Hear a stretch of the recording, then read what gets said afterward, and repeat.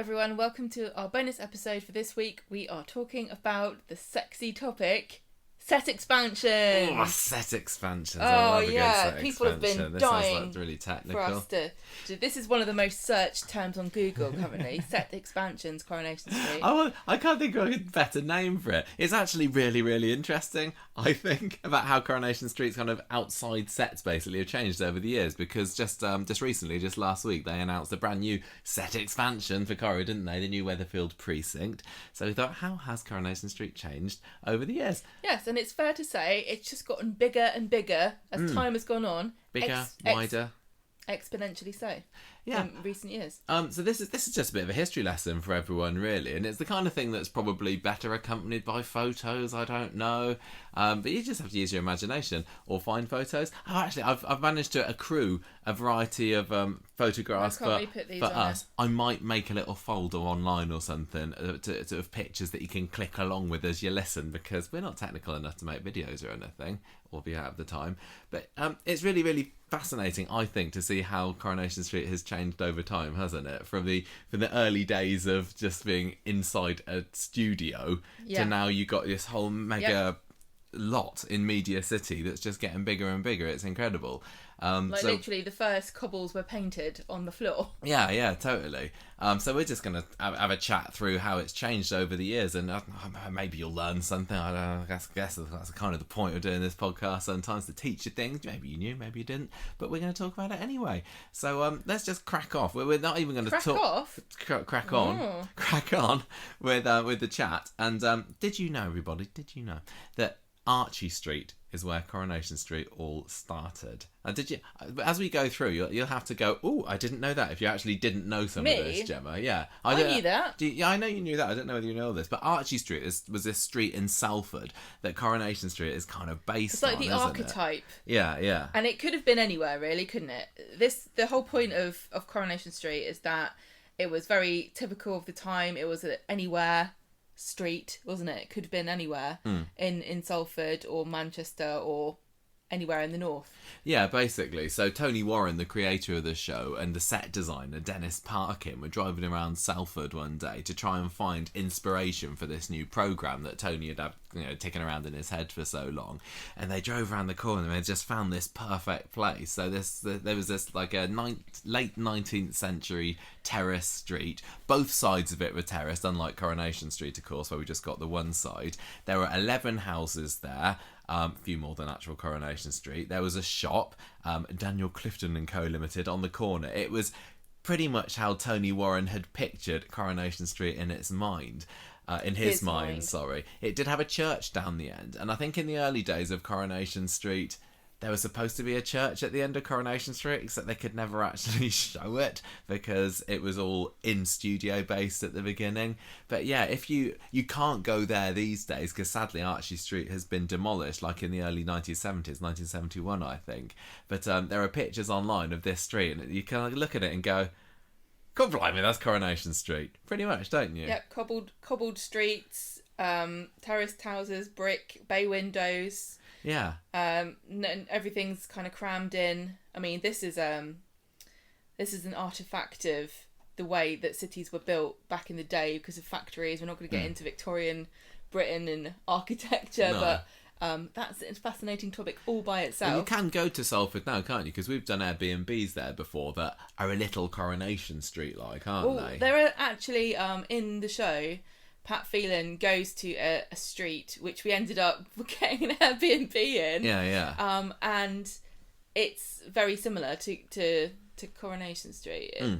These terrace houses still exist. They're well built. They're not very roomy, but they're sturdy. I think it's fair to say there aren't so many cobble streets these days, but they do exist a little bit, and they're never going to get rid of them on Coronation Street, are they? Take the cobbles away. It's like getting rid of the crows from the Tower of London. Tower of London, isn't it? Yeah. But yeah, Archie suppose. Street was where it all started. This church that's at the end of it, St Clement's Church, is still there today. So if you want to go on a little Corrie pilgrimage, and I know that Paul from Corrie Art, who's just been to Manchester this past weekend, did go to St Clement's Church to take a load of pictures, so check out his Twitter if you want to see some pictures there. But yeah, it's still there. There's like a little stretch of cobbles apparently that was there from the day. It was used once, this church, in the show for Jerry and Myra Booth's wedding. But yeah, it was on the actual set itself inside. There was a painted backdrop to represent the church. They just didn't kind of show it very much, and I don't know what we're supposed to believe happens to this church that was at the end of Coronation Street. But now it's a medical centre. Not very many churches get knocked down in this country. I don't think they get converted into other things more usually, because they're very beautiful buildings, and it's very interesting to think about what it would have been like if Coronation Street had a church. Yeah, exactly. Well, they had the vestry, didn't they? Use that now? Would it still be there? Yeah, it'd probably be at every wedding, wouldn't it? I mean, this place, as I say, the street got demolished in 1971. There are a few pictures from the time there. If you can imagine what Coronation Street, the old Key Street set, looked like a few years ago after it was abandoned when they moved to MediaCity. Just completely, glass gone from the windows, shop signs down. It's kind of fairly post-apocalyptic, and that's what it was like. It was everybody who was there was like, sorry, sing your up. We need to flatten this. Well, I have to say, I think that they hopefully built better homes that are nicer. Well, I would hope so, but it is a shame. If you go to that area of Salford, there's Chimney Pot Park where they sometimes film, and the houses that they've built there and that replaced some of the terraced streets are actually really cool. Yeah, they are. And quite European looking. It's which sounds weird. If you're a Corrie fan and you've not been to Manchester, it really is worth having a drive around the area, because you still do see Coronation Street like streets, don't you? But that was the inspiration. Yeah, for but I also just want to point out that those kind of places are universal in this country. My friend lives in a very similar street to this, terraced house, corner shop, etc. It's very, very common. Yes, the lifeblood of Britain. So that was the inspiration, but actually the early days of Coronation Street were filmed indoors, as I said earlier, and this was at the Granada Studios in Key Street up in Manchester. Now, this studio had only opened itself in 1956, and it was the UK's first purpose-built TV studios, because all the other TV studios that were around at the time had been converted from other buildings, so not even the BBC had made its own studio at this point. So Granada opened up.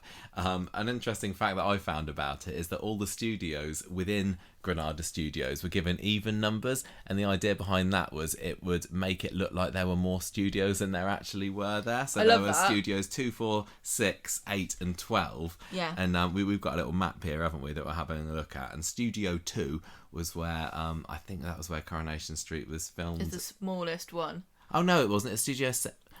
I've got here as Studio 7. Is there a Studio 7? No, Studio 2 you've written. Oh yes, it's Studio 2. Second Studio 2. smallest studio, and it's very cramped, and they couldn't have the whole terrace set up in there because of how small it was. Yeah, I mean, I think it's fair to say that when Coronation Street was commissioned, not a lot of the higher-ups at Granada necessarily believed in this programme. Well, let's not forget it was commissioned as a 13-episode Yeah, that's true, thing. that's true. And also, there was no such thing as a soap, really. No, you had your Archers on the radio, didn't you? Oh, we need to make sure that we future-proof this for the next 60 years of television. Nobody knew how long this was going to last, and they're not going to splash out on a lot of money on this. For all they knew, they were working on something that would be forgotten, the following year. Yeah, exactly. Like very many, almost every TV show ever, basically. Yeah, so Studio 2 was where they were set up. They were also, as time went on, given a Studio 7, which was, I don't think it was an actual studio, it was just a little side room bit, which had, it had green rooms. It had the deer quartermass plant, which is the one that my eventually thing. Go on, you tell the story. What do you mean? Well, it's just a plant, isn't it? Yes, that Noel Dyson brought in after she died, who played Ida Barlow. Bring it in after she died. The character died, sorry. And the actress who played Ida left this plant called Dear Quatermass in the green room, and Legend has it. that when the plant dies, Coronation Street dies with it. And I still don't know for actual sure whether this plant actually exists still. Does Dear Quatermass still exist? I'd like to think so. I really feel like it's died and nobody's admitting that it has, or it's been replaced like a canary. Yeah, do you think so? So Studio 2 itself then, it was 43 by 75 feet. Really, really cramped. They couldn't even erect the entirety of the terrace here. So when they wanted to film bits of Coronation Street inside, they had to have just like, the Rovers end or the shop end. They literally couldn't fit the whole street in here. And it was all made of wood, and it was all painted. The cobbles were painted on the floor, the pavement. I don't even think it was raised and raised it edge. wasn't. They had to pretend to step down off the side. Well, that's acting, isn't it? Yeah. Well, they had to. Well, it is. Yeah, and when it was only 3/4 scale, so they had to walk more slowly. It was tiny. It was really, really tiny. There's a few brilliant pictures behind the scenes of these sets, and to look at them in pictures, and there's some really good definition, high-ish definition pictures of the sets back then. They look very setty, don't they? But from watching the old episodes ourselves a few years ago, they didn't look too bad, really. I think it was because the picture quality of Coronation Street itself, or the recordings that we've got, is so fuzzy and such low-res small picture.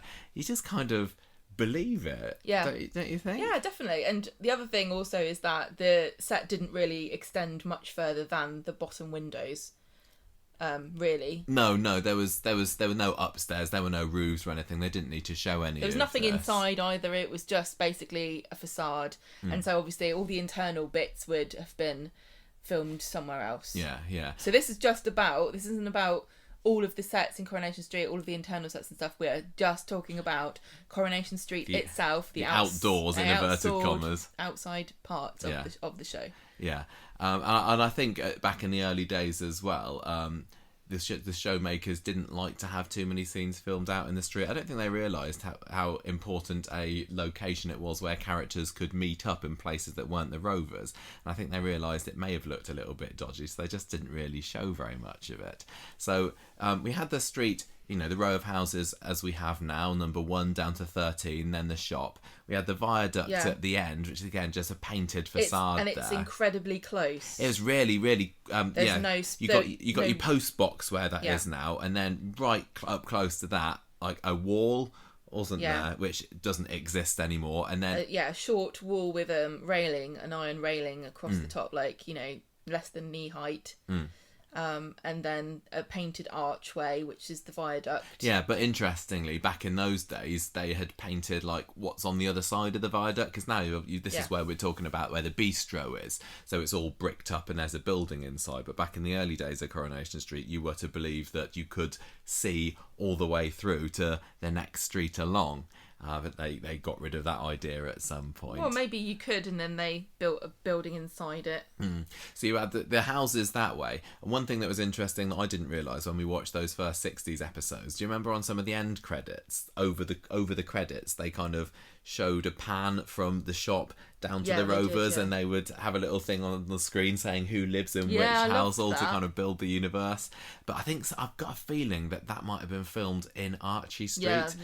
So they kind of which had more more houses than Coronation Street did. So they kind of skipped over a few. Go. And the houses didn't look exactly the same either. But you had to make do with what you had back in those days, I suppose. That was the 1960s version of the 1990s soap, where at the beginning all the actors would have their names and they'd be laughing as a montage, like ha ha ha, Ken Barlow played by William Roach, ha ha ha, what? But they had the houses instead, didn't they? So opposite the street at that point, you had Elliston's Raincoat Factory, where some of the lady cast members or the lady characters worked in the early days, didn't they? You had like Christine Hardman worked there, Sheila Birtles, possibly Lucille. Yeah, I don't know. The history of the factory is confusing because there are many factories over the years that have been there. Yeah, Bet definitely was her first introduction. Was a very blink and you miss it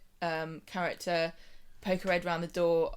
We open for pints, love. We want some food, and Annie Walker being completely horrified that this riff-raff clientele was going to come and Yeah, that's right. That's right. besmirch the good name of the Rovers. Yeah. Now we were led to believe, should I say, that there was a factory there because they didn't actually have a factory set. They had a little bit of vestry, didn't they? Because right at the end of the street where the cabin is now, that was where we were supposed to have had the mission of Glad Tidings, which is where Ina hung out and played on the harmonium. And if you have never seen the old episodes of Coronation Street, it's probably...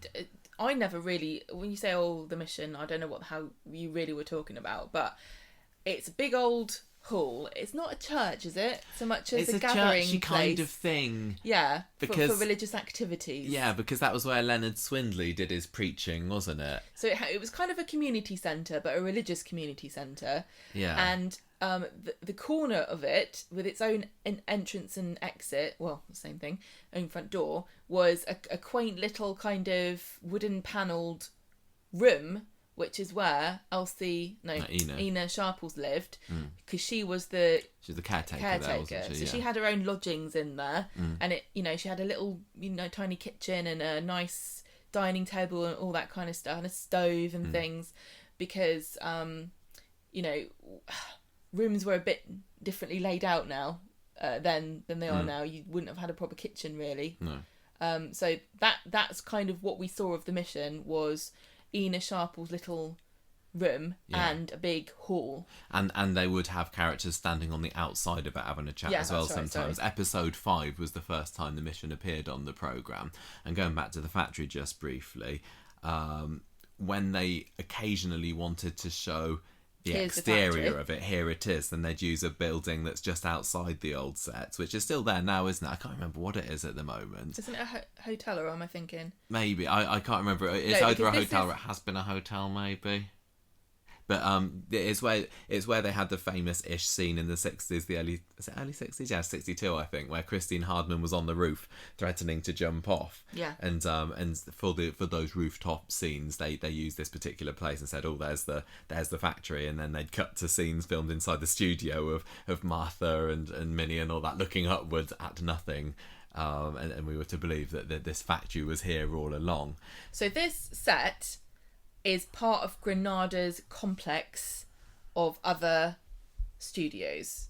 Coronation Street does not have its own dedicated studio like it does now. No. Back in the day, at the very beginning, it was just temporarily constructed inside a studio inside Granada's TV making facilities. Yeah, that's right.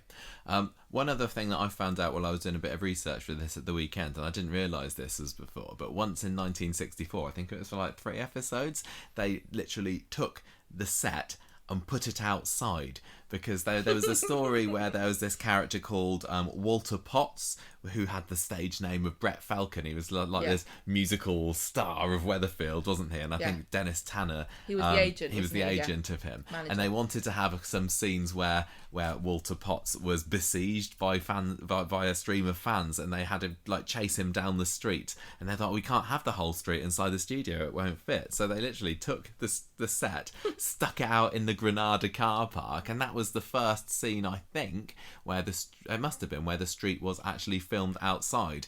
And again, 1964. If you have a look at the picture that we've got, you can see a really the shop, Florrie Lindley's shop, and it is literally just the windows and no higher, isn't it? Yeah. And it's just as high as the sign that says. So clever camera angles obviously disguised that fact. But there we go, a bit of outside street for the first time. The first time it got a good airing, but it wouldn't be too long before that move was made permanent. Not to the car park maybe, but outside. Go on. So this was. That was 64. No. This place, Granada Studios, where was it? That was at Key Street. Yeah. Which is what it has been until very recently, before it moved to MediaCity. It was all in the same place, but I think just different studios, maybe different parts of it, because eventually it was moved outside as well. It stayed inside throughout the 60s. There was a bit of a change in 1965 to the look of the street, because that was when number 7 Coronation Street collapsed, and that was just at the end of an episode, wasn't it? I remember it being an episode where Steve Tanner came into it, and then at the very end of the episode somebody burst into the pub and says, number 7's collapsed, and then they cut to outside, and the whole outside set of number 7 was in ruin. And it was, I can't remember what the reason was. Was it just like it was old? I can't remember. But that was what's the question you just asked why me? number 7 collapsed. It was something to do with the joists or yeah. I don't know. It's some DIY thing. It's just because they didn't have enough people. Yeah, the reason that they did it on the show was because there weren't enough cast members, and they were like, well, this house, what? I don't understand because the Hewitts lived there at the time, didn't they? Or they had lived there, I can't remember. Because that's why Lucille was so sad. She was like rumbling around in the... But I can't remember what the reason in universe was why the house collapsed. No, but don't you think it's really weird and like a really drastic, weird way of like the problem... We've got an empty house, we can't put anyone in it. What should we do? Let's just blow it up. Yeah. Why can't you just leave it empty? It was bizarre. And it must have been quite exciting at the time. Those scenes with the house collapse and everything, I think were really, really well done. Really They're definitely fun. worth watching. It just doesn't seem like a normal thing for a terraced house in the middle to do. I don't know. I wonder whether anyone watching it just made them think, oh my gosh, my house could collapse at any minute. And it stayed that way for like 20 years as well, didn't it? It's because they had a dodgy landlord too, didn't they? Yes, Mr. Wormold. That's right. Yeah. Yeah, and then they just put a bench there. and nowhere was it more obvious that these houses were not built to full scale than the fact that all that could really fit in the gap was just a bench, and you're supposed to believe that a house could fit in there. Yeah. But anyway, so for a good long time there was a bench in number 7's plot. So, and the funny thing about it was that because it was always a studio until they moved it outside eventually, there was a back to it. Like, it wasn't like you if it was a real set of terraced houses, you'd be able to see through to the garden, wouldn't you? And the garden, the ginnel behind. Yeah. But actually it was just a wall. Because it was all painted everybody. Black, wasn't it? Like, don't look at this. Yeah, basically it's like in a theatre, wasn't it? Yeah. So that was a real big stunt in 1965. Do you think that's when where the house collapsed. all the people that the people that wear black and they move things around on the stage, like the stagehands, that's where they all live. Where they live. You can't see them. So that was a huge stunt in 1965 standards for Coronation Street, but 2 years later we had something much bigger, didn't we? The train crashing through the viaducts in the same place where the tram collapse was, the big one from 2010. Back in 1967 they did the same thing again and again. For 1960 standards, if you watch those episodes, they were really, really well done, weren't they? People were worried about where Ina was. Right, so this... That really did push the set to the limit, because they had to have these as wide as you could shots of the devastation and chaos that this derailed train had caused. And this was from where the bistro is now. Yeah, exactly. So that was fantastic episodes, but I think that made the producers realise this show is becoming quite a big beast here, and we can't stay in this studio forever. Well, don't forget also that TV is rapidly evolving at this time. Things are getting more technical. Different techniques are being pioneered. I don't know when colour television... well, this is 1967, and the first colour Corrie was in 1969, I think. So the technology, they would have been thinking, they would have known this technology is coming. And I think wooden dodgy sets is not going to look great forever. So this is when Harry Kershaw, who was in charge of the show at the time, legendary producer, exactly, it's like, what are we going to do now? And there's a quote from him here that's from one of his books. I can't remember which one, I'm sorry. It was only when electronic editing was fully adopted and it became a comparatively simple process to produce our shows in pieces to be joined together by the miracle men in the editing suite that we turned our minds to the possibility of building our street Hollywood style in God's open air. And just to pause there a minute, that was a big thing in America at the time. They had a lot more shows where they would build these, specifically made lots, if you like, for filming. So they thought, can we do this as well? And also, just to harken back to the very beginning of Coronation Street, it was like a play. It was like a televised play. Yeah. It was all live. It was recorded live. It was one live, one recorded, wasn't it? But it was all done live. There were no retakes. No. And so they didn't edit it together. They just filmed it, and that was it. And it went out that's how it was. That. Yeah. And then a bit like this podcast, really. And as technology evolves, it now becomes possible to film different bits at different times and stick them together later. Don't tell me you can edit podcasts, Java. I don't want to increase my workload here. And one day they'll do them in colour. What? Now, how will that work? It's going to be like video podcasts and everything. I don't believe No. it. So anyway, back to Kershaw's quote here. There were, however, what we thought were insuperable differences in finding a suitable site. Not realising that this day would ever come, we had made a substantial rod for our own backs. The problem was that Viaduct Street's far boundary was a fictional but massive railway viaduct. So we're talking about the cabin, the current cabin in the shop end. Which lay at right angles to the bottom of our street.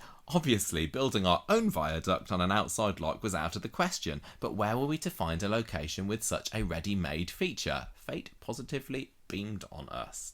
So they had this problem. They needed a viaduct because in universe there was a viaduct at the end of Coronation Street, and they're short of blowing it up, they had to be able to build this outdoor set somewhere where there's a viaduct.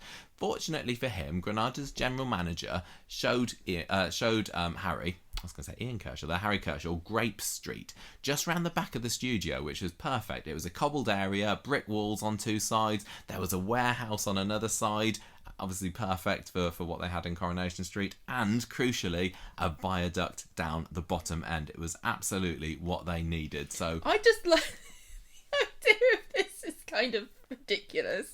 Like they go, where are we going to find this? Where are we going to find a perfect street? There's one just outside. Oh, it's behind me. Manchester's no, it's one of those things like, it's behind me, isn't it? Yeah. Fortunately, they were in a very lucky position here. I think the cobbles were going the wrong way, but it didn't matter. It was perfect for what they needed.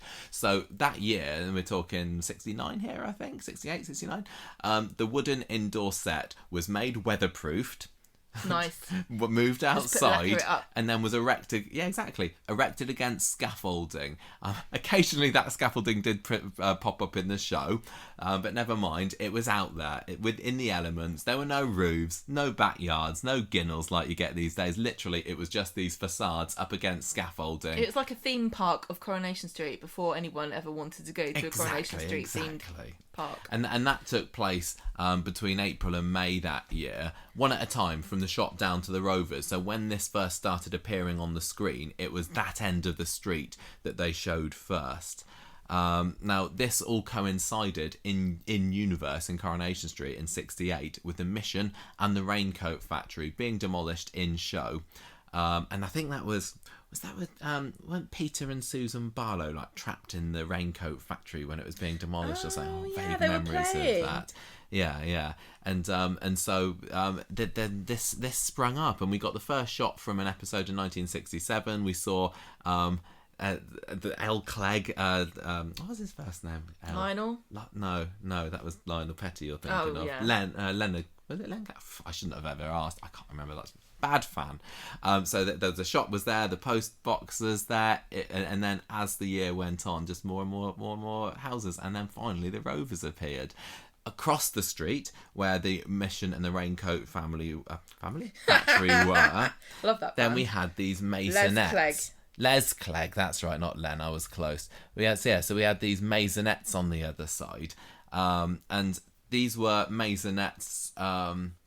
It's kind of flats. We've had this discussion just recently on the podcast, haven't we, about what counts as a maisonette? But for the purposes of Coronation Street, it was some extra flat kind of buildings which were an attempt to address a complaint that Corrie needed modernising. And back at the time, this kind of living accommodation was what a lot of people were living in. They were also just facades, like the terraced houses themselves, but at least they were made of brick. So they had 7 flats across 2 stories. They were partly brought in to try and get more characters into the show. They just knocked down number 7 a few years earlier, and now they were like, oh, maybe we need to increase our cast list a little bit more. Although it never really worked. No. While the Maisonettes were in the show, only 3 were ever occupied by residents. Because the casting budget didn't allow for more characters, and one of them was Effie Spicer, which is some random old woman that was there. I never really got on with her when we watched her, but anyway, they stayed for a very short amount of time. So then filming took place for episode 742. That was when the demolition of the vestry was shown.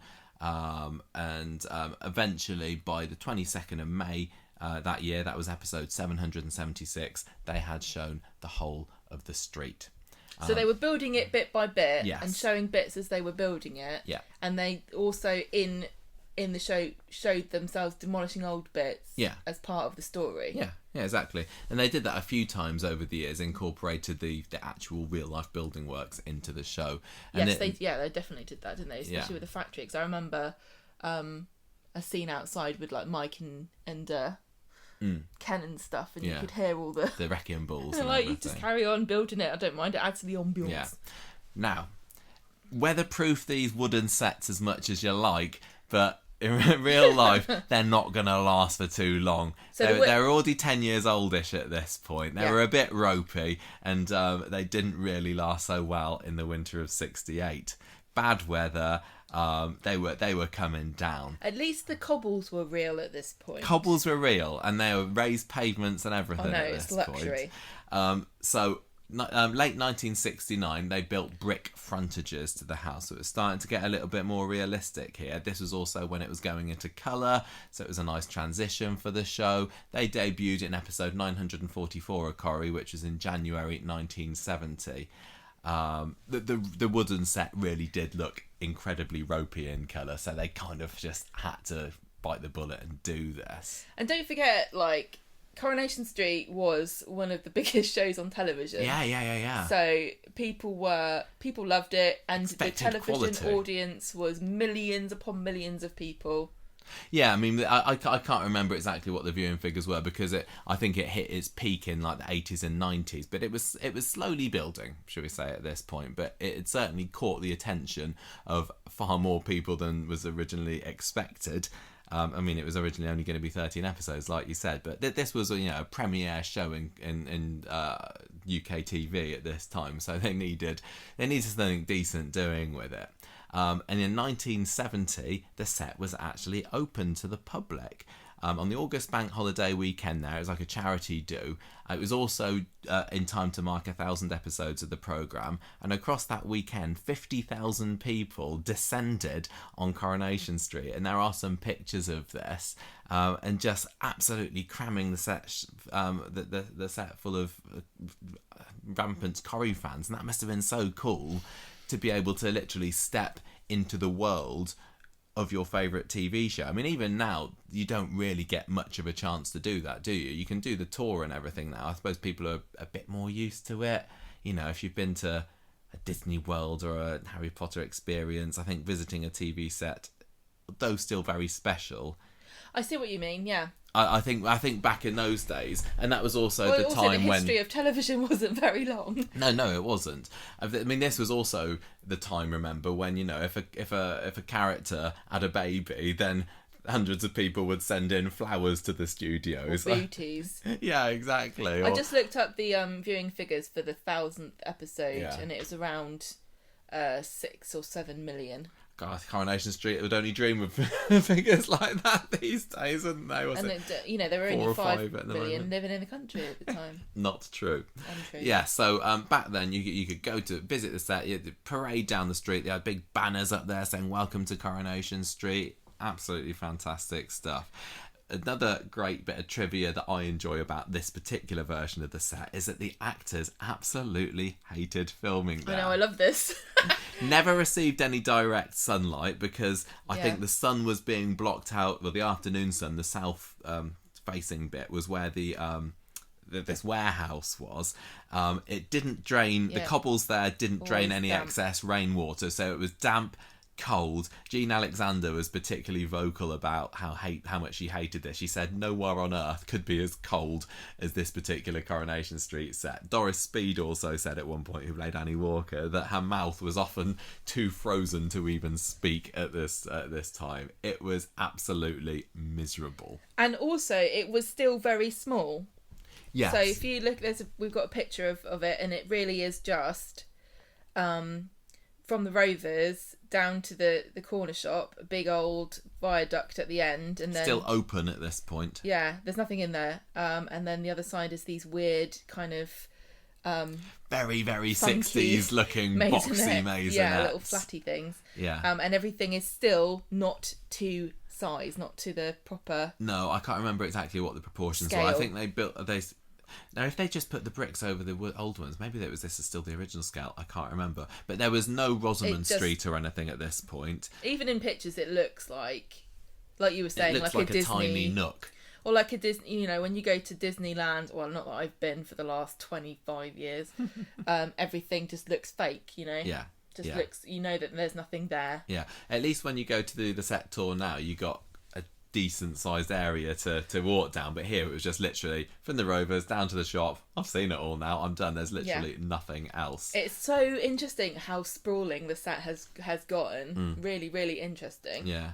So 1971, that's when they got rid of the maisonettes. They did not go down well with the viewers. As I said, they couldn't populate them with characters. Look a bit weird. So they were removed, knocked down and replaced with the Mark Britton warehouse and the community centre. And the community centre was like this weird twee little, it looked like a collection of tiny sheds. Well, I think that was the entrance to it. I think that was where Ina and then later Percy Sugden lived. Community centre itself, a little bit bigger. And that was actually really good for the show to have that, because we saw things like there was a cake competition there, wasn't there? Like Fates would go on there. That was where they would have the plays sometimes when the residents put on the pantomimes. It was a nice big space. I mean, back then they also had the Select in the Rovers as well. Yeah. They were decent sized sets rooms for the theatrical Coronation Street characters of the past to be able to put on a show. But that was what was on the other side of Corrie for a good few years at that point. It also allowed for more places for characters to work, because up to that point you either could work at the Rovers or you could work in the shop, and there wasn't really anywhere else for you to go to. But now you got the warehouse there, you got the community centre. And it's really funny because the warehouse, it was the most warehousey looking thing. It's just a big old box, wasn't it? It's very blocky. It looks industrial. I don't think you can really necessarily say that about the outside of Underworld now. I mean, it's very small. The facade is very small. Underworld is tiny compared to what this Mark was. This was all the way stretch across the whole street. It was absolutely huge. Yeah, and it's got like a brick. The bottom half of it is brick, and the top half of it is like a metal white fronting. Yeah. And it's even got big gates and stuff. Big railing gates to go in and out. Yeah. It properly looks industrial, but that doesn't now. Yeah, that was a great addition to the street. I mean, thanks to those buildings, you had the introduction of classic characters like Mavis, Ivy, Vera, all thanks to that big building being there. In 1972, the houses had a bit more of an upgrade. They got roofed at last. What? Rear walls were put onto them. No. The ginnel. Yeah, these classic staples of Coronation Street now. They put it in. So more places for the characters to walk down. That all debuted on the show in December 1972. And in 1976, tragedy strikes the warehouse. It burns down. Yeah, but it kind of gets rebuilt looking exactly the same, really. Pretty much, yeah. That was the fire that Fred G's wife died in, wasn't it? And that brought Fred G onto the show. But in the place of the warehouse there, Baldwin's Casuals, and so this was the introduction of Mike Baldwin onto the street. He put a sign up that says Baldwin's Casuals, but yeah, like Gemma said earlier, look pretty much the same. But it's really funny how different that side was, considering it's all residential now. Well, you've got a little factory kind of tucked away in the garage, but this was just like, you had your houses on one side and your work on the other side. It was really weird. Very different. I don't know how common that kind of mixing zones is these days. No, I don't know. And I also really don't understand why there was ever a real need to not just have houses.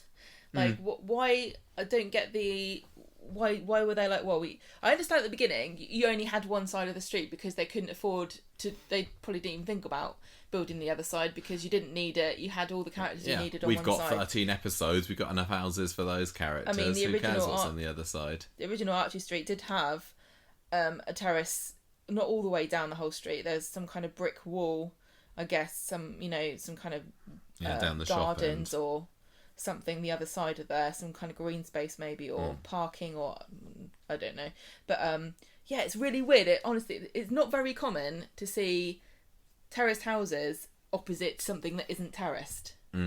Like we were talking about Chimney Pot Park, opposite, the houses there, opposite that will be a park. And the park was kind of raised, so you're not really looking into green space, you're looking at a brick wall. I just think it's interesting and strange. It is, very, very much. Now, that lasted until about the end of the 70s, and this was where Coronation Street had an absolutely huge change. So the decision was made, late 70s, early 80s, to build something that was a bit more realistic in size, had proper roofs, could show Rosamund Street at last, because this is a street that had been alluded to ever since the show had started. Rosamund Street, just down the corner past the Rovers, but they actually wanted to be able to show it now, because the Grape Street set, this last one that they just had some gates in real life. So again, they couldn't really show it because it didn't tie in with what they actually said to us there. They had to be very clever with their camera angles. So they thought, let's do this properly. And in 1981, that's when they started building a new, longer outdoor set, proper roofs, like I said, segment of Rosamund Street, so not very much, but it was there. Houses at this point were now 7/10 scale, so still not full scale, but it was a huge upgrade over what had been there in the past. And because of all this, producers had to make considerations for how it would affect camera angles and dialogue and things. Bill Podmore at the time, in one of his books, said it took a lot of clever camera angles to disguise the fact that when we would have, say, a fire engine on the set. So he's talking about the fact that, when they had the Mark British, excuse me, watching the British Empire again, when they had the Mark Britain warehouse fire and they had a fire engine rock up, it dwarfed everything else there because it was so huge. So they couldn't build that to a smaller scale. They couldn't build a tiny fire engine, so it didn't really look right. So they had to use their clever angles. Anyway, back to the Podmore quote. On the other hand, with this new set, we'll have to think carefully about dialogue length. It's going to take longer now for two characters to walk from the pub to the corner shop, and that kind of really struck me as quite interesting. When you got characters walking from one place to another, and they are talking, you've got to plan enough dialogue so that it fits in the time, so that they get to wherever they need to get to by the time this conversation reaches a certain point. And now they're like, well, it's going to take them longer to walk there now. Fascinating stuff. It's little considerations like that, said Podmore, that we'll have to take into account at script conferences. So, right, when they built... So what iteration are we on now? So we started off inside the studio. And you had your wooden ones outside the studio. In Grape Street. Yeah, then you had your bricks put onto that. Right, okay. And then... And now we're in... Oh, this is... 81. Yeah, this is 81, yes. Right. So can I ask you, do you know, when they were demolishing this, how are they filming Coronation Street at the same time? I think that they just probably did more indoor things. So because they haven't got anywhere. It's not like, when we're going to jump forward to the big move to MediaCity, they were building this in a separate site. Yeah. So Coronation Street really has been, for the first many years, majority of the time. Well, this was in Key Street. This wasn't in exactly. It wasn't like they were knocking it down and rebuilding it bigger in the same place. This was, that's what I meant. Just over the other side of the studio lot. Yeah, so but I think there was a lot of indoor scenes around this time. I need a map of where all the sets were. I know. How they were orientated. It's probably there, but that would be very useful for us to have, because I still can't quite picture it in my head. No. So this development cost £170,000. Wow. Gemma's going to go onto our website now and find out how much that is in real money. This is 1981. They used 49,000 bricks for the house frontages. And now that would be 150,000 bricks. Thank you. 4,000 concrete blocks for the houses, 6,500 reclaimed slates for the roofs. This was a massive operation at the time. And for the first time on the show, they actually had chimneys on the top of the houses. So those famous crown-topped chimneys that are kind of a staple of Coronation Street now. We've got them in the opening sequence even. And this was the first time the houses actually had chimneys. Yes, they were made of fiberglass rather than the actual ceramics that they would use these days, but it was a start. They had a purpose-built viaduct, so they actually built a viaduct at the time. Not just using the one that was already there. Not just using the one that was there, no. Because I assume it's in a different place then. Yeah, exactly. It was. The walls in the backyards were made of plastic so that they could be moved if they needed to. And at last, number 7 Coronation Street was rebuilt. So that had collapsed in show in 1965. They thought, this is a bit silly. We need a house here now. So in the show, Len Fairclough, the builder, built it all up, aided by Sharon, now Sharon Gaskell. No, now Sharon Bentley, then Sharon Gaskell. And the first time this street was on the show, it was kind of showed Len and Sharon putting the finishing touches to the painting work. And although in show they talked about the fact that Len was doing up number 7, they didn't even bother trying to show it until they were ready to say, and it's nearly finished. Too difficult that was. This set was opened by the Queen Majesty herself, Elizabeth II. The Queen Majesty? The Queen Majesty, Her Royal Highnessness, the Queen Elizabeth of II, in 1982. It's Her Majesty, Thank the Queen. You. I know. She opened it in May 1982, and then film started in June 1982. And around that time was, as I say, when Rosamund Street was shown on screen for the first time. And Gemma, have you used your technical wizardry to find out how much? So £170,000 back in 1981. How much would that cost in today's money? Just under £700,000. Okay. Or just under $1 million American dollars. Or 1,165,000 Canadian dollars. Oh, yeah, that's very helpful. Yeah. Well, maybe that doesn't sound like that much now. No, I don't. It doesn't. I was expecting it to be. That's like £50 billion in today's money. It's not as expensive as you would think. I think materials have shot up recently. Yeah. So we're not comparing like to like, and also you're building it as cheap as possible. You're not building a house, are you? You're building a wall. Yeah, exactly. And it doesn't even have to be a very good wall. No, indeed. It just has to not fall on Doris Speed's head. So, over the course of the 80s, especially the mid-80s, there are a couple of changes to the street. The Graffiti Club opened. Now, that is where the medical centre is now, isn't it? And this was Alec Gilroy's nightclub, the Graffiti Club. I think that's what is rubbing off on Dr. Gaddis, you know. Do you reckon? It's the spiritual home of the den of iniquity of Coronation Street. And that's why she started doing drugs and leaving her car in town. Getting crazy hairstyles. Nobody knows what happened to the church. Back in the 60s, there was a church there. Now all of a sudden, there was a nightclub there. No questions, anybody. Isn't it just a metaphor for the downfall of the moral fibre of this country? I think you're right, yeah. So by the end of the decade... Coronation Street had switched from filming on film to videotape, and that actually made it easier to film decent looking shots outside as well, because before this time it just didn't look good when you were doing outside shots on film. But now finally the outside of the street was becoming a real character in itself, if you like. And to celebrate in 1988, I don't know what it's celebrating, I'm just making that bit up. For whatever reason, for money, the Granada Studios tour opened. And this was something that ran for just over 10 years, I think. And for the first time, I believe, since 1970, the general public were allowed to go into the studios. Generally, the outdoor filming was Mondays only. So for the rest of the week, it was open to the public to go and walk down their favourite street. They could see a little bit more than they could in 1970, but remember that it was just a tiny bit of Rosamund Street, the main Coronation Street itself, and that was kind of it. But still something amazing, I'm sure, for the general public to walk down and see in real life. I guess there was the Ginnell at this point as well, which hadn't been there in the past. But there's a couple of pictures of the old Granada Studios tour online, and it just kind of ends when they reach Viaduct Street, doesn't it, past the corner shop. It looks... it's just like a load of bricks plonked in the middle of a lot, basically.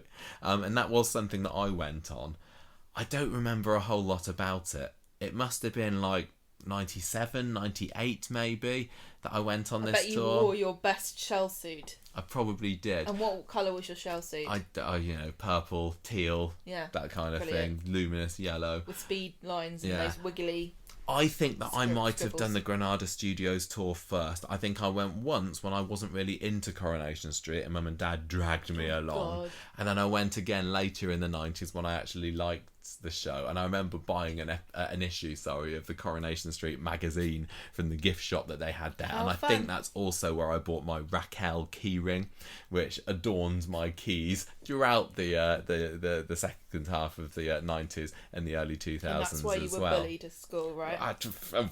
One of many reasons, yeah. So awesome Granada Studios tour, and not only, it wasn't just to see Coronation Street as well. You could go and have a look at their other workings as well, bits and bobs there. There was, I remember there being like a green screen room where you could go in and sit on something and then see yourself on the camera. Fun. There was like a reconstruction of a court that they would use to film court scenes on TV. You could go and sit in the I can't remember whether you were in the jury or whether you were in the viewing gallery or whatever.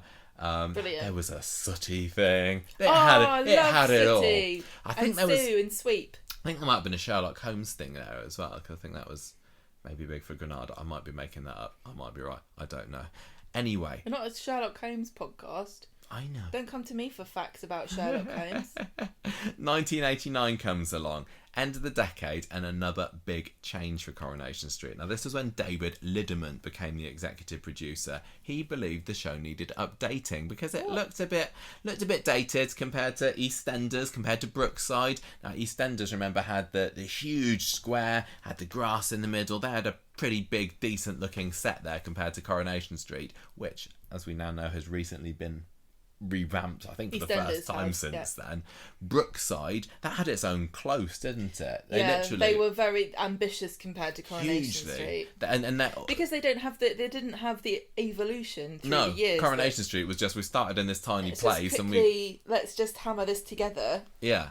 And they were kind of on the back foot almost all the time, trying to kind of catch up to where they should be. Whereas EastEnders and Brookside could just go, let's just throw money at this. Yeah, making this. Brookside, one of the USPs of that was that all of there were actual houses that were built in a close, weren't they? Yeah. And the filming was done inside those houses. Yeah. Now that lasted until the late 90s, I think, didn't it? That was a Channel 4 soap. You've also got your Emmerdale going on at this time, and you've got the sprawling farm. So Coronation Street was in need of a makeover again. So under David Linneman, they had more scenes shot on location. There was more studio space freed up for Coronation Street, which meant that they could have more interior sets in each episode.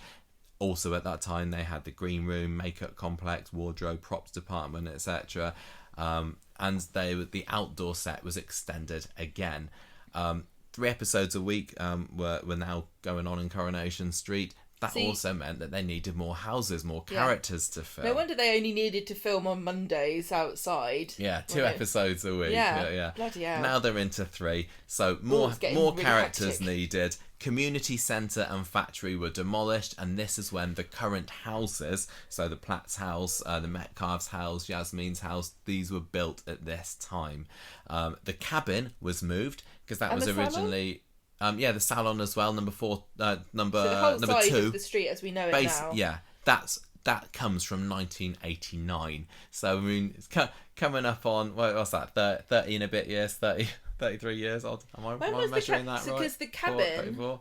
The cabin had been on Rosamund Street originally in the location, 70s. Yeah. Well, Rosamund Street back in the day was supposed to be this huge main street. Like a shopping street. Yeah, of Coronation High Street. Sort of thing. Yeah, exactly. They had the cabin there. There was Sunliners, in the 90s. The travel agents was there. Roy's Rolls, or Jim's Cafe as it once was on there. It was huge. Now, as we'll come to later, not really much of Rosamund Street. You know what? I am such a massive nerd, but... But wouldn't it be so much fun to make a documentary about like where everything was in Coronation Street, where like the fictional world, the real world, how it interacted with each other? Maybe for the 70th anniversary. It would take you if you wanted to do this yourself as your hobby, it'd take like a year easily. Yeah, totally would. It's so complicated. So yeah, you got your houses now. You got your cabin. The garages put there. Number 14 Coronation Street, which is where Underworld currently is, was built. That was used as PJ Promotions, which was Phil Jennings. I don't know what he did there, I can't remember. That was 1991 that opened. But between 92 and 95, Mike Baldwin had like a print company there. That then turned into Steve McDonald's print company, done to a T it was called. It's so funny thinking of Steve as being like a print merchant in the mid-90s, So when you say print, you mean... T-shirts he was doing. He made T-shirts for gigs and whatever. It was him and Vicky doing it. And then Underworld in 1998. Underneath the viaduct, which was, as I said, this purpose-built one now, this was opened up as Jim McDonald's bike shop, wasn't it? And then there are scenes in episodes around 1991 which kind of show him going in there and having this like empty shell under the viaduct and then kind of building it up into this bike shop. There's a few pictures of that online as well. Then you got number 2 Coronation Street, which is the salon now, but for a year in 1991 it was a charity shop, so it was the Friends of Weatherfield Where are you hospital. talking about? The salon now. That was a charity shop, wasn't it? That was where Emily worked for a bit. I'm telling you it was. But it's been a salon ever since. It was originally Denise's salon first, yeah, that's I think, right. wasn't and it had a staircase in the middle of it. Yes, it did. And then Fiona took over it, and then Audrey eventually started running it. And who remembers who owns it now? Is it? Let's say Debbie. I think it's Debbie Debbie. owns everything. You don't know who owns a business in Coronation Street at the moment. Just say Debbie. Yeah. Love her. Also, under David Liddiment, that's when they started showing scenes in the Better Buy supermarket. I love it so much. Which is a local Morrison's, I believe. Was it? That was closed on a Sunday, I think this is right. And that was when it was used for filming. So you had these scenes of Reg Holdsworth, Curly Watts, Kimberly Taylor, Raquel, of course, Alma over the years. Actually in this bustling, busy supermarket. And this was David Liddiment's vision, to make Weatherfield seem like a wider place, more than just this tiny street that's all it's been for the first 30 years of its life. I just want to say quickly about Morrison's that we never used to have Morrison's down south, I don't think. But we had Safeways, and then they took over Safeways. Oh, did they? Yeah, because remember when we first met, you were like going on about you had a Morrison's next to you near your... Growing up. Yeah. And I was like, what the hell is a Morrison? That's weird. Now we've infiltrated the south. You have, yeah. 1993. So you had... this was, again, more Rosamund Street at this time. They were to add more and more to it. So the Bookies, which is currently Preston's Petals, that was seen for the first time in 1993. This was Sean Skinner's Bookies. And the Bus Shelter, and that was seen for the first time then as well. Going up to 1999... and I believe... I'm just trying to think. On Classic Coronation Street on ITV3 at the moment, I think they're on 2000. But in 1999, Granada Studios tour shut and the set was given yet another revamp. It seems that these happen in about every 10 years. They thought, let's do a bit more. Let's push it out a bit further. I don't think we've ever really... We haven't said yet where this set even was, have we? This was Key Street. This was, again, the same sort of area. Yeah, I know, but it's in Manchester, isn't it? Yeah. That's the thing. Yeah. It's like in central Manchester. It's a very, very central location. It's a really weird place to have a television studio. Yeah, not really a huge amount of room for expansion, No room. is there? Everything's very expensive. All the land is very expensive. You're surrounded by shops and businesses and restaurants and stuff. I think that end of, there's quite a few high-end restaurants down that way now. And opposite where there's theatre nearby as well, wasn't there? That's nearby where we saw right. Connor and Les on Cinderella. Yeah. And a hotel, a boutique hotel now. Yeah. But just to put it into context, because it could not be in a more different place now. No, it's right out of the way now, isn't it? Although you still can't build that much further out, otherwise you get a bit wet going into the canal. Well, maybe they can reclaim some land do in the Netherlands. So, another huge set expansion, late 90s. You got your graffiti club shut down, reopened as the medical centre. Now, at this point in the show, I think the graffiti club had been, disused for a long time, but now you got your medical centre. It's stayed there ever since. The whole length of Rosamund Street was shown for the first time at this time, and a railway arch was built. So it's not the whole length of Rosamund Street. Well, no, it was. They kind of shortened it, didn't they? No. This was the first time, because there was bits of Rosamund Street before, but this is when they had the arch that's behind the Rovers now. So if you're going down the street, with the bistro behind you, you get to Rosamund Street, look right, you got a railway arch there now, haven't you? Yeah. Why? Where does it doesn't go anywhere? It doesn't go anywhere now. But they wanted to show Rosamund Street stretching into the distance. So they had this big facade, this like painted or photograph, I can't remember, of a street carrying on down. And it looked fairly believable, to be honest. It looked believable enough. And when we went on the set tour 10 years or so ago, we could see this, this big photograph of here's the rest of Rosamund Street. But in order to disguise the fact that it was a big bit of canvas, they had to build the railway arch there, which didn't really make sense because there's it's not connected to anything. There's no railway running down the Ginnel, is there? No, and it doesn't go anywhere either. It doesn't go the other way. No, so that's one of these things that you just don't think about too much, because I think that they sometimes do have like rumbling of trams going across it in the show now, even when they have characters there. But who knows where that's going? So this railway arch, it just kind of goes nowhere. But then you've got the viaduct, which I assume is supposed to be connected to the same tram line as the one that's down the bottom of Victoria Street. Yeah, I guess so.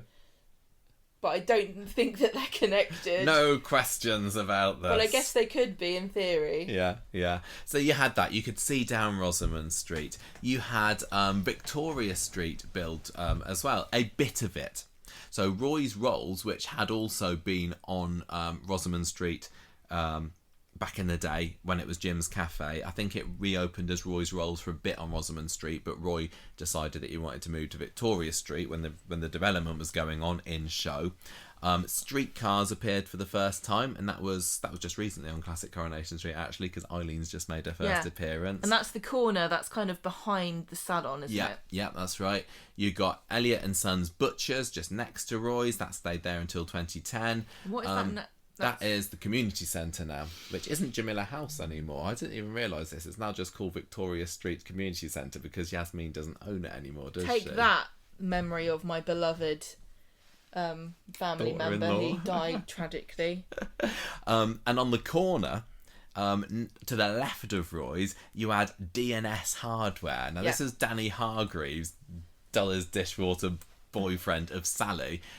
Running a hardware shop together. So he was D and she was S. That's correct. Nice bit of sleuthing there, Gemma. TV show.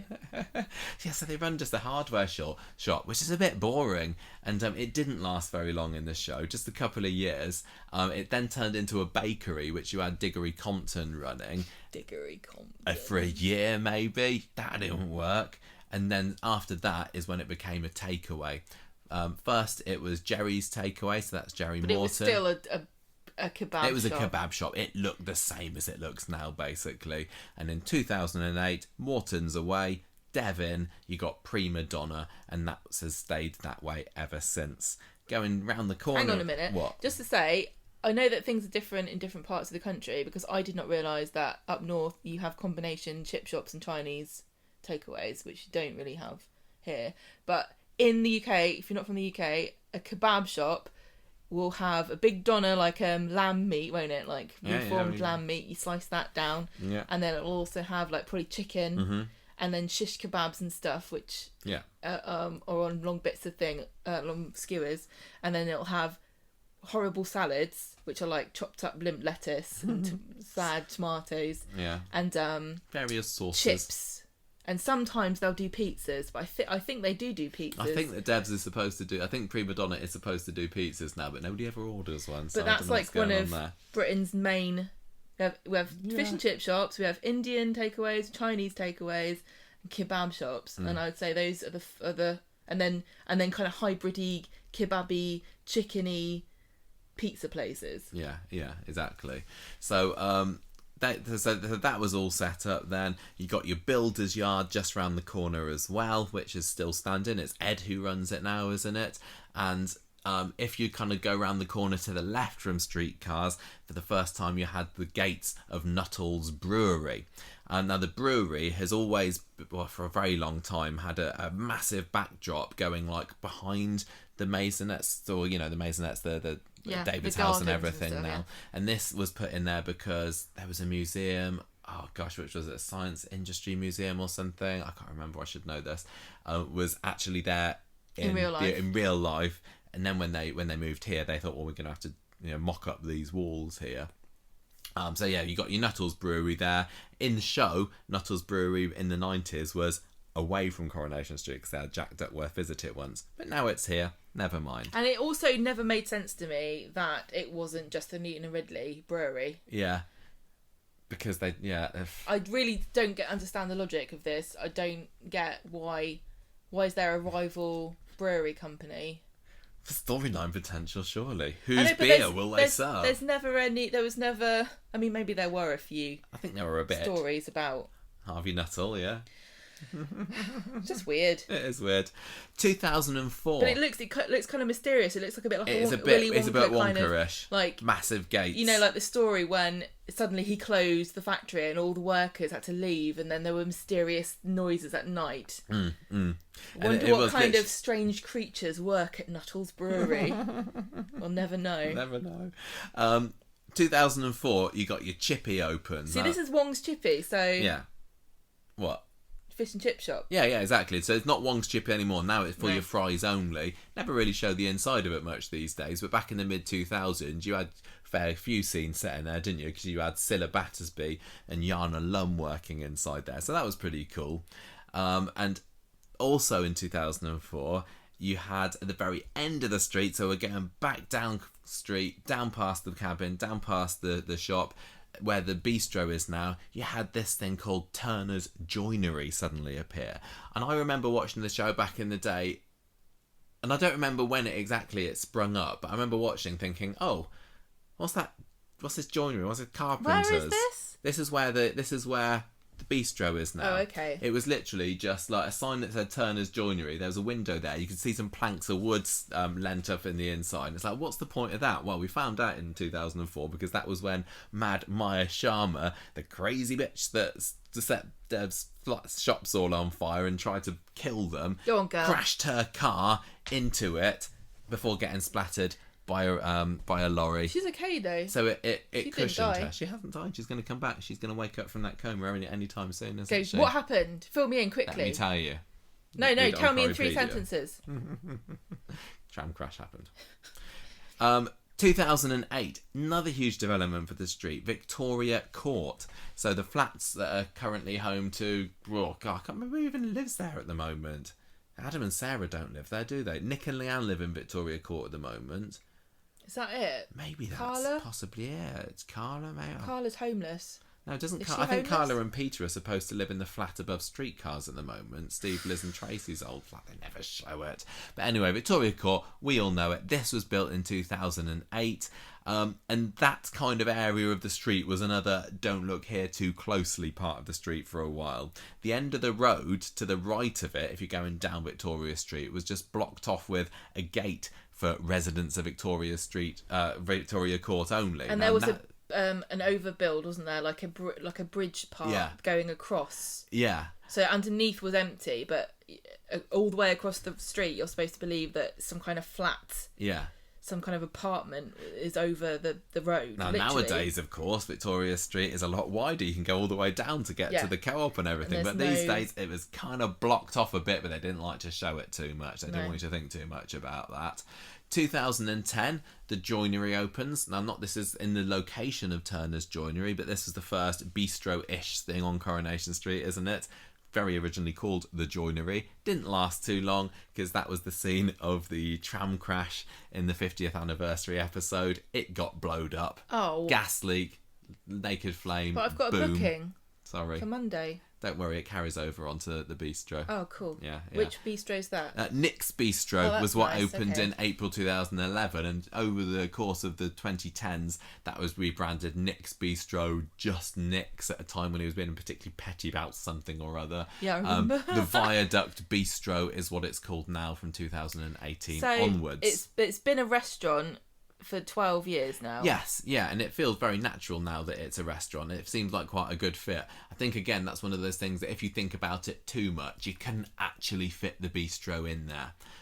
That's just... Because it kind of goes down a long way, doesn't it? And it's just an archway for a tram to go over the top. It doesn't make sense. In the back office, doesn't it look kind of brickish and kind of a bit weird and sloped like that? They also had a bit when David went underneath it once. He went down in the cellar a yes. couple of years ago. Well, Yes, that's 7-8 right. years ago maybe. That's a don't think about it too much. I mean, so's the Rovers, isn't it? Because the back room of the Rovers, if you were to if that was real, that would be extending out into Rosamund Street. They haven't got the scale of some of these things quite right, but it's too late to do anything about it now. Just don't think about it. December 20th. Don't make a podcast. Yeah. Nitpicking. Now, not only did the tram crash happen in December 2010, but that was also when it was announced that this Key Street set was going to close. And the whole production would be moved to MediaCity. Now, this is what? How far down the road is this? A while. A while down the road. It's far. It's not even... It's not in the same bit of Manchester, is it? You in can't. Salford. It's not in walking distance. Isn't it? You got to get in the car to get to this, or get in a tram. Cities. They are different cities. That is correct. Coronation Street wanted to go big. It's been the Granada Studios lot was a perfectly good home for it for 50 years, but they wanted to expand, and that was Stuart Blackburn, I think, was he Stuart? No, he wasn't producer at the time, but I think he was partly involved in the rebuilding of it in the early 2010s. But because the MediaCity is an incredibly ambitious development, which is a mixed. It's BBC and ITV, isn't it? BBC and ITV, and it's like the biggest. It's over by studios outside of London. Quays. There's very watery, lots of bridges around there. It's lovely. And it's just built as this giant kind of complex of radios, television shows. Yeah, that's where all the people that work there seem to live. So they live or where they stay when they're working. And there's the like theatre, Blue Peter's there. Yeah. There's like the Lowry Theatre there. There's that. Look, it's a nice so I don't place really. to hang out. I'm not really sure when it was decided that ITV would move Coronation Street set to MediaCity. Well, it was announced in December 2010, so I guess it had been ongoing discussions but a few years before then. It's important to note that the Coronation Street set is actually slightly separate to the rest of MediaCity. So MediaCity is this massive complex, like Michael said, full of really, really tall apartments, lots of restaurants and bars, and very flashy, very, very posh. It's got its own tram stop. It's the end of the line. But it's also, like you said, it's on the shipping canal, so it's not used now. I don't think I've ever seen a boat there. But so there are bridges, like pedestrian bridges going across the water, and Coronation Street set is across the water from the main studios, which is kind of important because it's got its own little road, isn't it? And it's also by factories. It's and by it's kind the of a bit of a Imperial industrial War Museum, wilderness. isn't it? Yes, it's across the. There's a little pedestrian area, and that's where the children went on their little school trip recently. That's right. Yeah. But it does mean that they can't really expand it, can they? They've got a chunk. There's got a road on one side and a canal on the other side. So any future set extensions, they're going to have kind of building into car park space. It's very strange how actually limited they are by the location of because there physically is nowhere to go because there's like these little kind of peninsulas of the shipping canal where I've seen boats used to dock and stuff, and Coronation Street is in its own little area bordered by a big Trafford Wharf Road, and then the Imperial War Museum, and then the canal on two sides of it. Yeah. They can't go anywhere else. There isn't a huge. All they can really do is buy some more space around to put car park somewhere separate. But I think everyone's thinking we don't need to worry about that yet. Well, I don't know how much more they need. Yeah, exactly, I really don't know how much more they need. The other thing to consider that they've moved, so they've kind of painted themselves into a bit of a hole when it comes to location shooting, because it was fairly easy to just kind of get everyone outside, and they had Manchester on the doorstep, and they had. I know that they used to do a lot more. It seems like they used to do a lot more Manchester City filming when they were located in the centre of the city, so they could just get everybody outside and go and do stuff.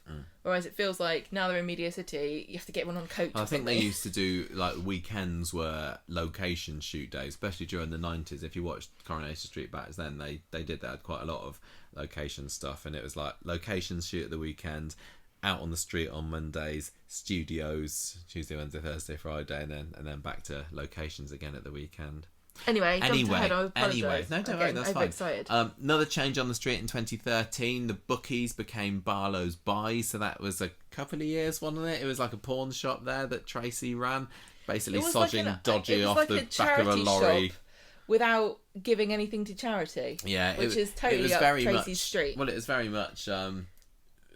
it reflected what was springing up in real life high streets at the time, wasn't it? Yeah, there were loads of places like this. They're not as popular anymore because of the internet, and you can sell things online much easier. But millions of shops selling second-hand goods that you go in and you buy stuff. Yeah. And at the end of 2013, so we're into podcast territory now, the final scenes at the Key Street studios were filmed. So the last exterior shot was Peter Barlow and Rosamund Street. I remember watching that thinking, oh, the end of an era.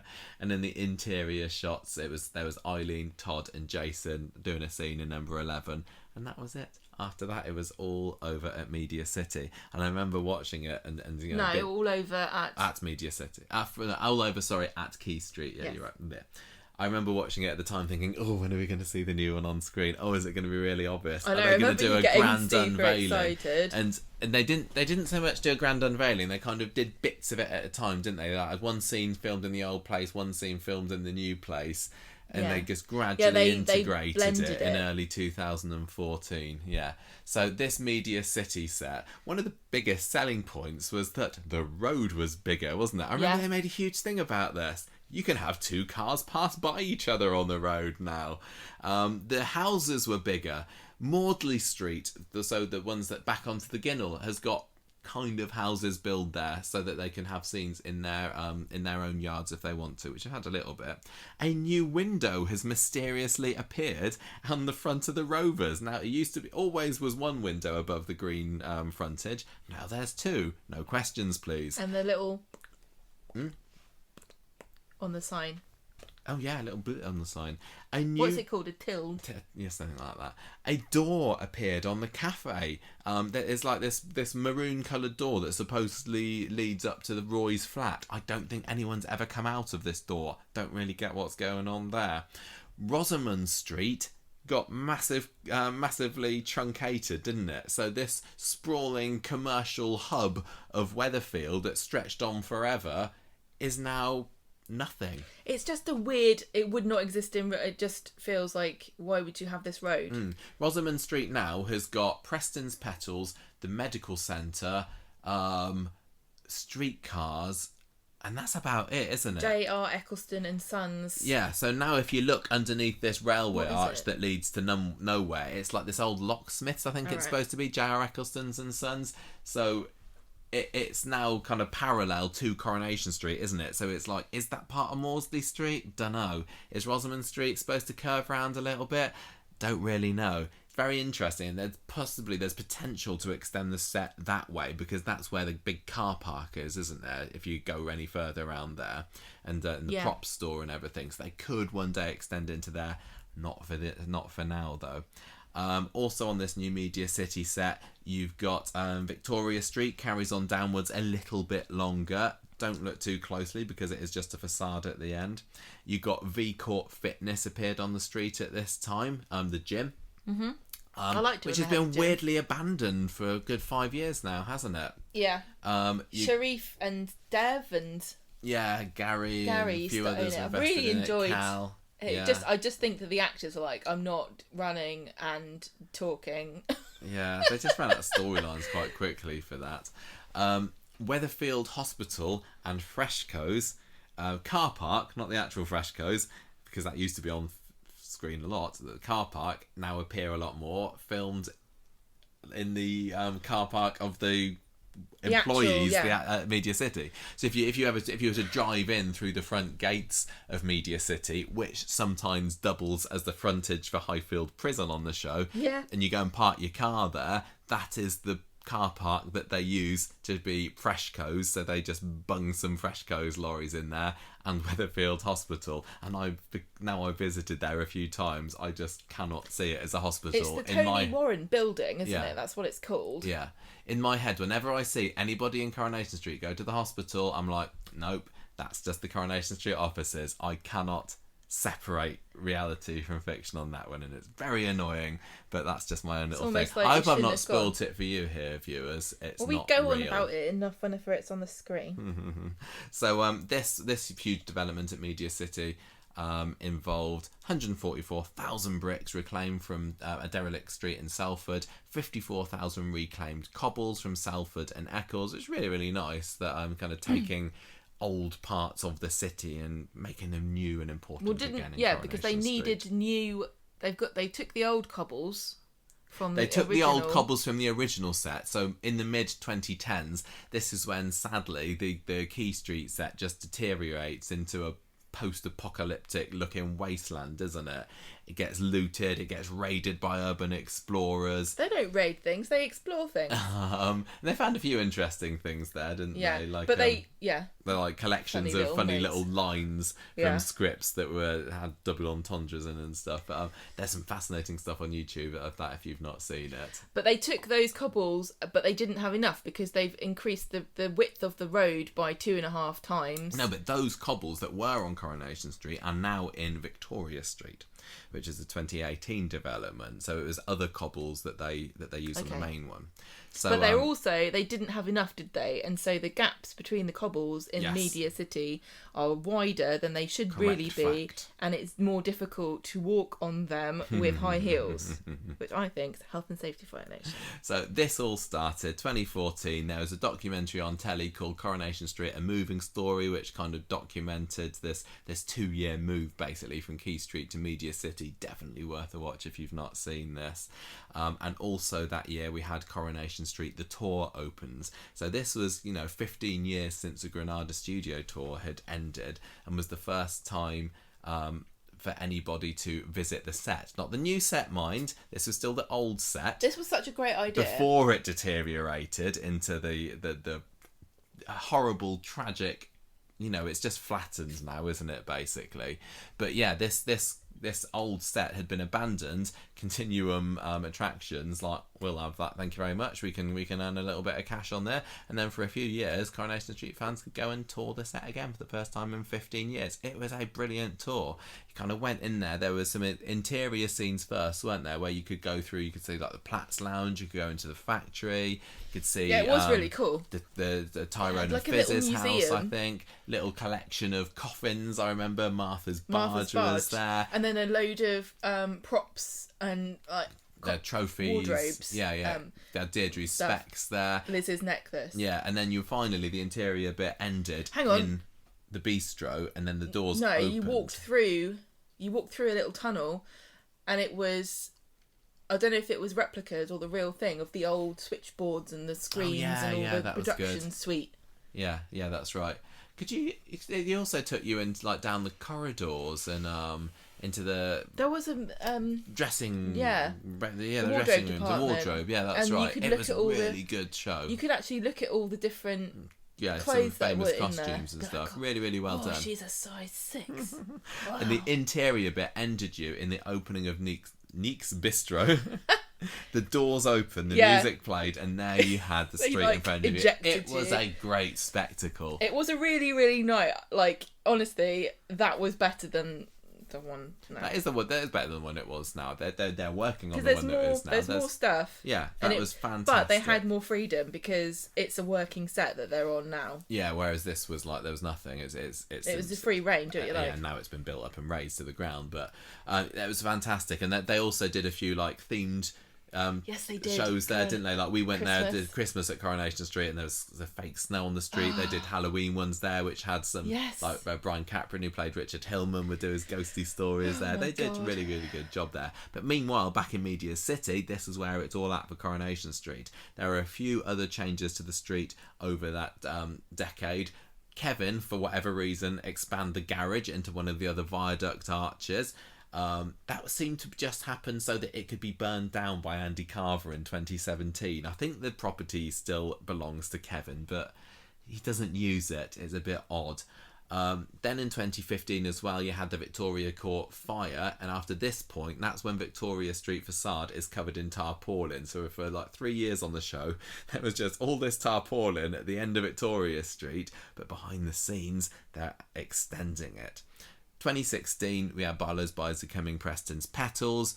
2017 and 18, the brewery was extended, and then 2018, that's when the brand new Victoria Street set gets unveiled, and that was incredible. So for the first time, you were able to see all the way down to the bottom of Victoria Street. It's another case of, we're supposed to believe it's always been there. Don't ask any questions. And of course, people have always been and hung out in Victoria Gardens, and when they've needed to catch the tram, that's where they've got it from. And I think, you just got to suspend your disbelief with this, haven't you, a little bit? And it's also across the top there is the tram. Yeah, the line. Tram line right at the very end. Victoria Court doesn't protrude onto the street half as much as it did before as well.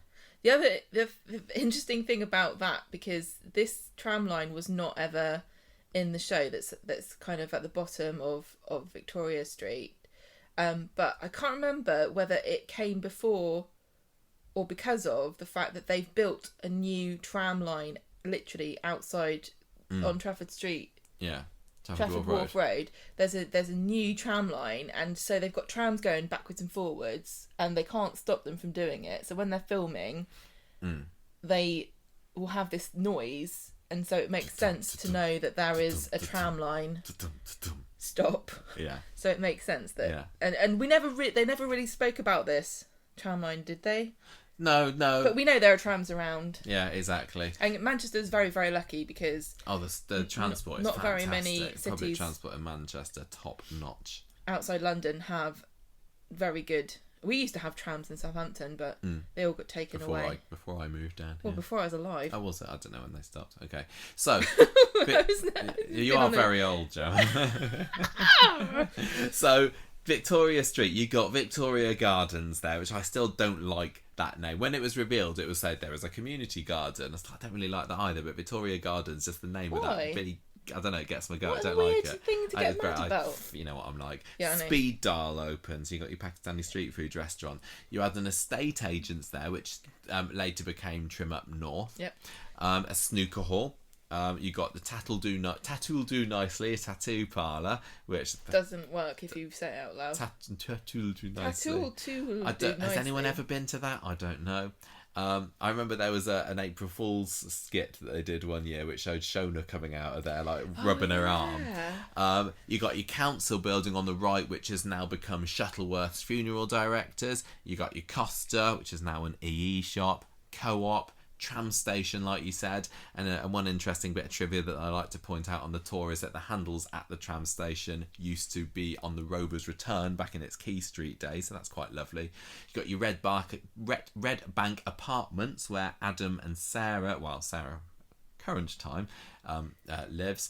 And of course, that was also at the time when they built the Weatherfield police station set. Now, this is just round the corner from Victoria Court, isn't it? If you're kind of going down before you get to Victoria Court and you turn left, there's like some gates there. Through the gates is the set for for Weatherfield Police Station, but you're not supposed to believe it's actually there. It's supposed to be somewhere else in Weatherfield. But again, when you've been there, it's very difficult to imagine that police station being anywhere else, isn't it? Yes, it really is, yeah. So that again spoils the magic a little bit, but never mind. So all of this brand new for 2018, really exciting stuff, and another reason to draw people back onto the tour, because at this point now you could do the tours on the MediaCity set itself. Very cool. Also that is where, I can't remember whether I said this earlier, the cobbles from the Key Street set, they're now in Victoria Street. Interesting stuff. And that's kind of where we've got to. We know that later this year, so we're currently recording this in March 2022, for anyone who's listening in the future. June this year, the new Coronation Street experience is going to be opening. I don't think that's officially been revealed yet. It kind of alludes to it a bit on the Coronation Street, the tour website. But if you've done a little bit of digging behind the scenes, we know that there's going to be a cafe bar that's opening at the MediaCity. Like, it's got a Rovers frontage. You go in through the Rovers doors and there's a cafe there that is going to be open all day. It's like an 8 a.m. to 11:30 p.m. It's going to be an actual proper go there to have a drink. Like a licensed premises. Yeah, exactly. There's going to be a 79-seat auditorium for studio tour introductions. There's going to be room there for open plan exhibition space, so you'll be able to see sets, you'll be able to see memorabilia. So all the stuff really that made the old Coronation Street tour at Quay Street great, or a lot of the stuff, is going to finally be arriving at MediaCity. So well worth a visit again this summer, I reckon. There's going to be a multi-purpose projection room, and also at the rear of the building there's going to be like a changeable backdrop thing. So if they ever want to show in the plans, it shows a pharmacy, doesn't it? But they can have they can switch out the frontage. I don't know how often they'll actually do this, to say, and now is the character going into this building. I can't picture that this is going to look anything other than weird, that it's the same place but with a different frontage. But never mind. So look out for that later this year, and then of course in winter this year. Winter, or maybe early next year. We'll have to see how the building goes. That is when the Weatherfield precinct is going to be opening. So it's a brand new square of shops around a piazza. There's masonettes there above, so possibility of bringing new characters in or getting current characters to move there. There are balconies, staircase going up to it, so a brand new place. Don't want to talk about it too much because we spent a lot of time last week's podcast talking about it, but more stuff to look forward to. Just while I've been talking, you've been busy beavering away at the computer, zooming in on maps and things. I'm just trying to make Have you sense found of it. anything interesting? No. Just trying to get your head around where everything is. Where is this new bit going? The new bit, I'm just for the purposes of the podcast, I'm just pointing where the new bit's going. I can't actually remember. I think maybe around here. No, it's here. That's where it is, Gemma. Right there. You use your imaginations, listeners. I'm just pointing on the map. So it's behind Underworld. It's going to be behind Underworld. 'Cause that's Underworld. Maybe. Oh, I can't get my head around that. There's quite a lot of No, it's here. It's here. Sorry, this is rubbish for a podcast, isn't it? I apologise. I hate it when podcasts do this. Okay, well, listen. There is a Twitter account called Gaddis is a Badass, which I think I totally Oh yes, I full totally support of that Twitter handle. They have done a map, the unofficial map of Coronation Street. This is like which last is year or the an year before, updated maybe? one with Victoria Street in it, but it doesn't have the new bit because it hasn't been built yet. Yes. So calm down. But if you want to see that, that's on there. And also, why not just go to Google Maps or your preferred satellite imagery website and have a look, because you can see it even on Google Maps. It does have Coronation Street, Rosamund Street written on the street as though it's a really like an address that you can send something to. So that is it. That is the history of Coronation Street set from its humble days as dodgy wooden, not even fitting the whole Like of the houses in the backdrop. studio, to this vast expansive lot with like 3 main streets, houses, businesses, shops, gardens, everything is there, and now a precinct. It's certainly evolved a lot in the last 60 years, and it only makes me wonder what is in store for Coronation Street in the future. They can't really expand very much, like we've said, but I reckon my prediction for the next expansion here is Brewery Lane. So currently on Coronation Street, the brewery has been closed. I think it was Ray that bought it a couple of years ago because he planned to destroy that so that he could build his massive hotel there. But Nuttall's Brewery is no longer in operation, and in Brewery Lane, that's kind of like you're going down the street with the cabin on the right, the shop on the left. You veer round to the right on Viaduct Street. Round the corner of that, you got a little lane there, and that's where the Coronation Street Winter Wonderland had been a couple of Christmases ago, and more recently, all the Coronation Street stuff. So it's been used infrequently for kind of as an event space, which is quite useful. But there's a fairly decent amount of space there that I think is ripe for redevelopment, and all of those big sides of the buildings that are supposed to be the side of the brewery, which in the past mimicked the Science Museum that was there.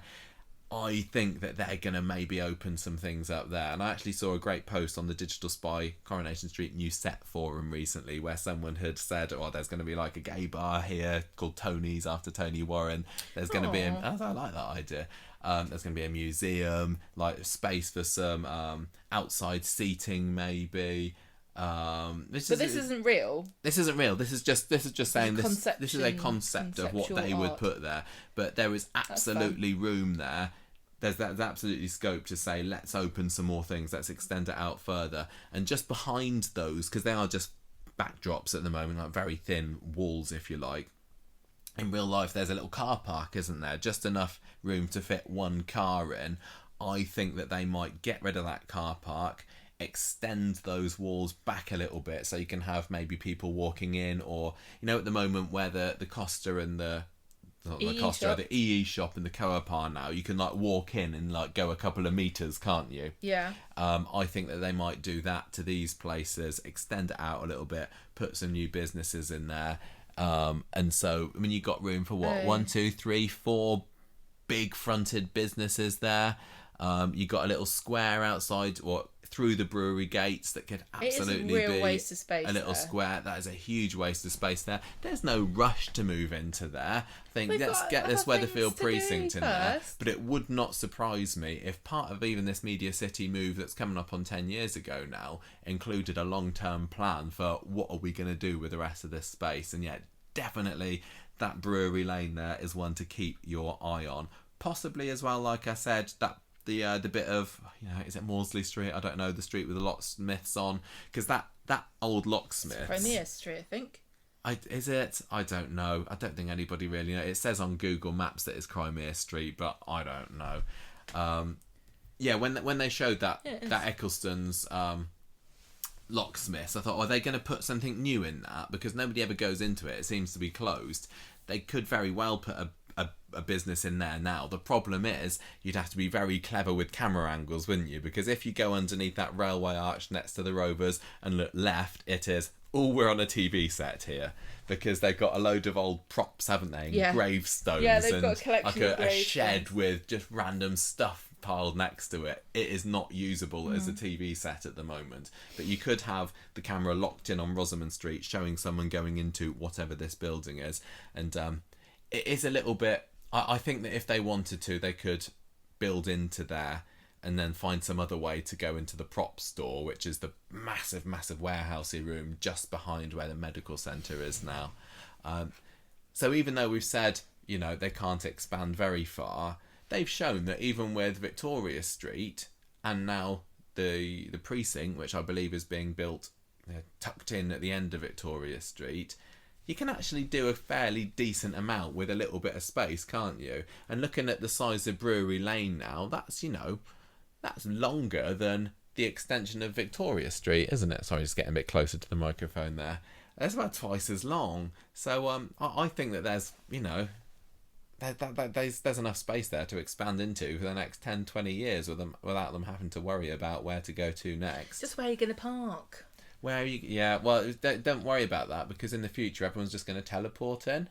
Okay, yeah. You don't need cars. And we know that all the big stars have their limos and well, the big stars, they got their helicopters. They can just parachute into the set, so it's all fine. I don't think Barbara Knox parachutes in. Do you not? You know. I know the Queen did for the Olympics. Yeah, that's what I was thinking. I think Barbara Knox parachutes in with a big pair of bloomers opening up. Well, there we go. That is our very confusing description of I'll try things. and put the pictures up. I know. I hope you've got a really good imagination, everybody. But there you go.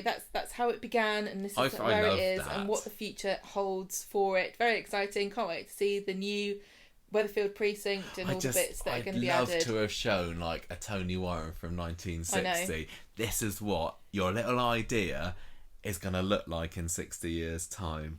It's one that, you know, blown his mind. The thing is, we've got a load of old magazines and stuff from those decades, and one of the things that I don't think we do anymore because we're depressed about it, but back in the day they used to imagine what the future would hold.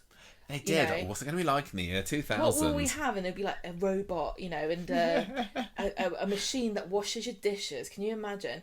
But you know, even in the most wildest and optimistic dreams, I don't imagine that they would have ever envisaged such a large area and all these different things that Coronation Street now has within its walls. Yeah. I've spoken, and I absolutely do believe about this, about the fact that the more you extend the set, the less opportunity there is to go and film on location, which is a shame, because it's always a treat when Corrie go and film on location, isn't it? And the whole idea with this expansion is you don't need to do it quite so much. I know that there have been concerns raised about the fact that, you know, people think, this is a programme about Coronation Street, I don't want to know about Rosamund Street, don't want to know about Victoria Street, this is a cosy, enclosed kind of small community of characters that just live on a road, and all this almost gentrification of some of the areas around Coronation Street don't necessarily gel with the programme's original ideas, but that's progress, kid, I suppose. Well, this is how things are. Yeah.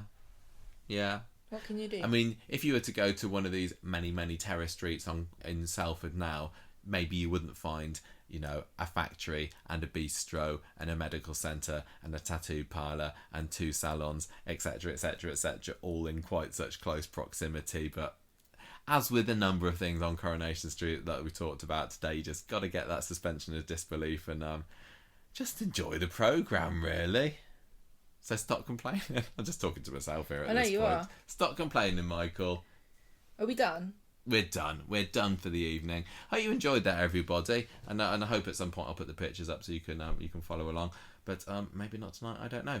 That's it. We'll be back at the weekend with more of our thoughts on this week's Coronation Street. We're going to go. Gemma's getting cranky. So we've got stuff to do. We've got things to do. Goodbye, everybody. Goodbye. Say goodbye, Gemma. Bye.